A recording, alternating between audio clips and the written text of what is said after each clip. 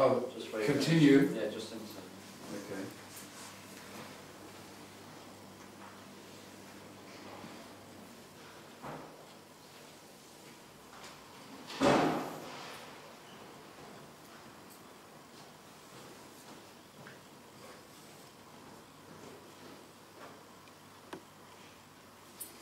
On that side, that's of course is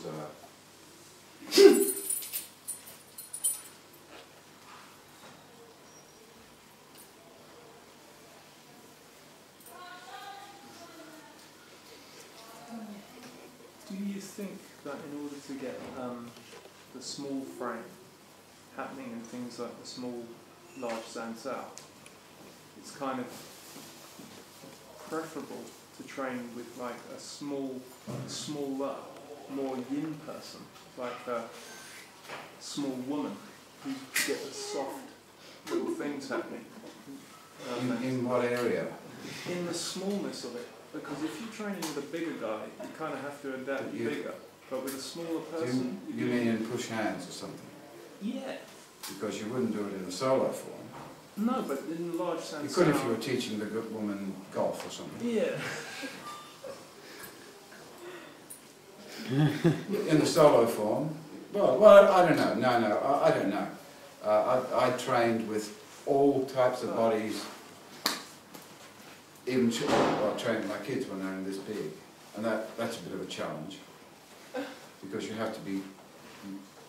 You're not allowed to push someone over. In other words, you only push as hard as is necessary.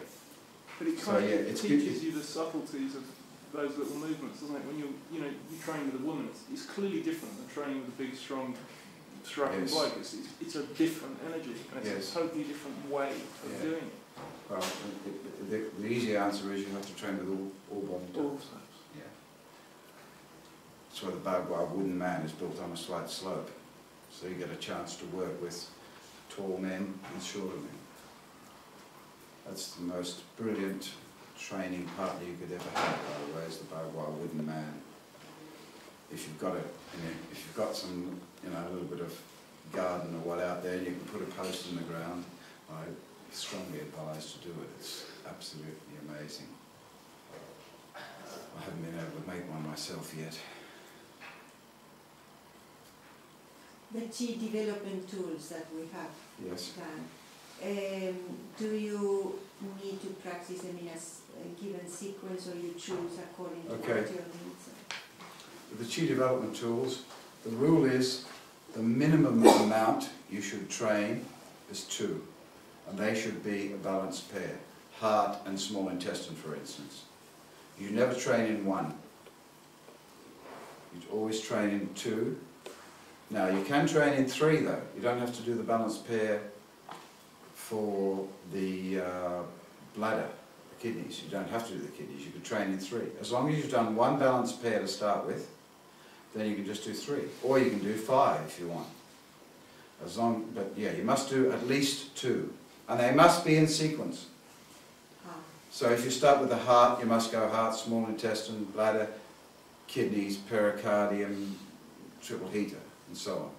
But if you start with the bladder, you must still go bladder, kidneys, pericardium, triple heater, gallbladder, liver, and so on. And when you say the balanced one is yin and yang, or? Yes, a yin and yang pair. So the heart is yin and the small intestine is yang. So you do those 2 together. They are together. So all the way through it, we have 6 pairs. We've done 12. But we have 6 pairs. Yeah, there are 6 pairs. And the chronological order that we've done them in, they're the 6 pairs. Yeah. So I mean, each day we did 3, so we left out 1 pair, you see. But when we got up to 6, then we had 3 pairs. You start with if you start at the beginning of the yang, yin exercise, if you get up to 3. Yeah, well, if you... Because that's switch. It doesn't go yin yang, yin yang, yin yang, yin yang, you see. It goes yin yang, yang, yin. Yeah. Yin, yang, yang, yeah. So there's two yangs together and 2 yins together always. Yeah. But it doesn't matter. The rule is you must have at least one. The first two you do must be about. So you couldn't do small intestine and the bladder to start with. Okay. You'd have to do the heart and the small intestine, a balanced pair to start with. Yeah, that's the rule. And why do you begin by the heart? Hmm? Why do you begin by the heart? Because in the Why do you begin which? by the heart. By the heart? Yeah, You don't have to begin with the heart, but it is. in the energy circle. Yeah. By the liver. Yeah. Well, some people say you begin with the lung, but you know, there's all different things. You know, the only constant are the 12, and the heart. We start with the heart because it's the fire. It gets you going. You know, it's your power source. The pericardium and the triple heat are also fire elements, so you could very well start with those two. Yeah. So you're starting with a fire element because that gets you going. That's the reason we start with those two. Traditionally in Chinese medicine, however, this has got nothing to do with those, just an offshoot. Your Tai Chi, for instance, starts with the colon.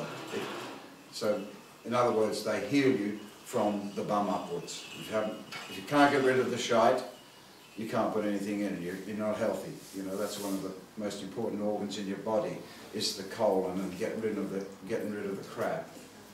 So that's why they start with the bum up. So Tai Chi starts, all these first movements are working upon the colon. Then we go to the lungs and so on.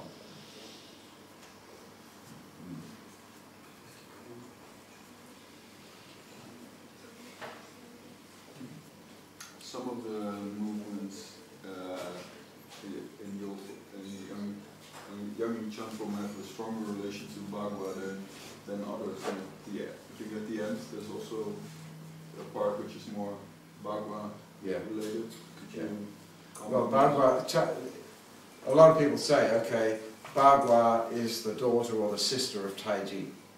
But if you look at Yang Qing Fu's form, which most 99% of all people, they say, oh, I'm doing the old Yang style. And you say, oh, show me. It's Yang Qing Fu's form. There's not much Bagua in Yang Qing Fu's form. It's only when you look at Yang Yu Chan's form at this level that you see a lot of Bagua movements in there. Because the two are like this. They go hand in hand. And to a degree, Xingyi as well. But it's said in the classics that in order, if you want to learn all three of the internal arts, is to fail. Because it takes 3 lifetimes. So normally, in the old days in China, they would always learn Tai Chi. It's the mother. Then they would also have Bagua or Xingyi to go with their Tai Chi. Everyone knew a little bit of Bagua if they did Xingyi. Everyone knew a little bit of Xingyi, as I do, if they did just the Bagua and the Tai Chi. So I know a little bit of Xingyi because there are some drills from Xingyi which are quite nice for energy building before a class. And the body mechanics that you train in the Bagua walking, for kicking and so on, they're the same ones that you use in Tai Chi? In which? In Tai Chi? No. They're not? No. Tai Chi gains the power. In the end, they all come to the same mountain peak. Bagua and Tai Chi are gaining the power in different ways. Bagua is much more this. Although Tai Chi does have this, Bagua is all this. And it was likened to me like putting a tube of toothpaste on the ground and stomping on it. It comes out, you see. That's what Bagua is like. Although there is no difference in the Fa Jing in the Yang Wu Chan's form.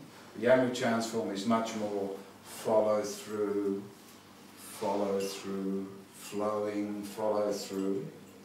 Bagua, we do a thing called shadows following, which means that you have a shadow from the sun overhead, and when you do a move, there's no follow into the next section. They're all sort of mini-contained. So if I were doing Tai Chi, I'd go